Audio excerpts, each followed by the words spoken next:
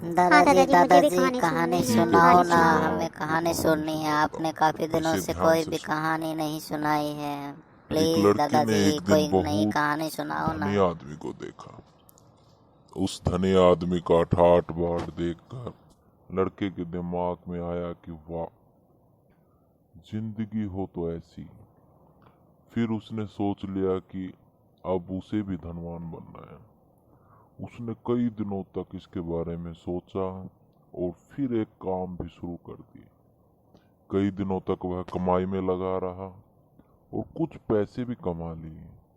चूंकि वो उतना नहीं कमा पा रहा था जिससे कि वो धनवान बन सके, इसलिए अब उसका धैर्य धीरे धीरे खत्म हो रहा था।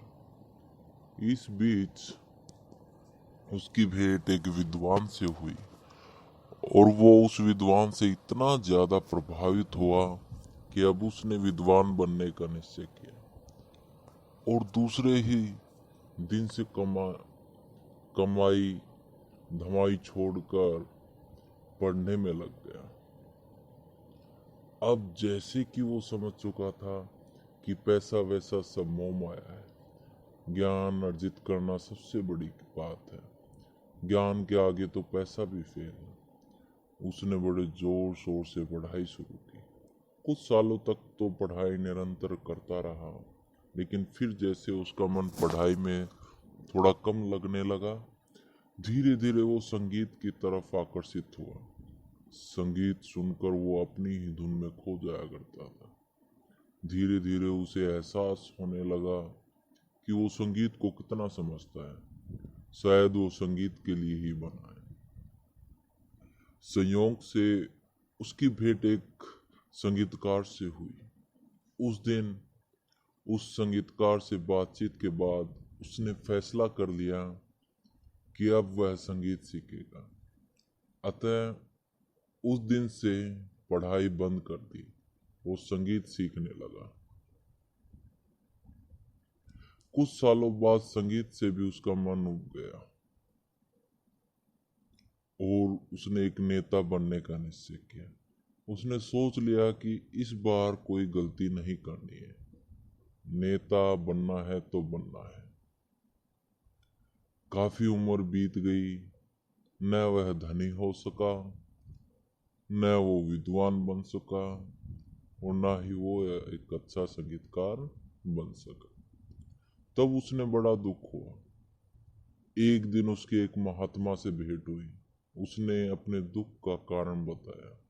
महात्मा मुस्कुरा कर बोले, बेटा, दुनिया बड़ी चिकनी, जहां जाओगे कोई न कोई आकर्षण दिखाई देगा। तुम उसके पीछे भागोगे, फिर से तुम्हें कुछ और आकर्षित करेगा। अगर जिंदगी में वाकई कुछ करना है तो एक निश्चय कर लो और फिर जीते जी उसी पर अमल करते रहो, तो तुम्हारी तरक्की अवश्य हो जाएगी। बार बार रुचि बदलते रहने से कभी भी उन्नति न कर पाओ। अब युवक को समझ में आ चुका था, इसलिए कभी भी दूसरों को देखकर अपना भविष्य नहीं छोड़ना चाहिए। हमें जो अच्छा लगे अपने भविष्य के लिए उसी विषय को चुनना चाहिए, उसी क्षेत्र को चुनना चाहिए और उसमें पूरी लगन से कार्य करना चाहिए। तो बच्चों, आपको समझ में आ गया? जी दादाजी, हमें समझ में आ गया कि हमें भी एक उद्देश्य लेके चलना है और उसी पर पूरी दिल से मेहनत करनी है।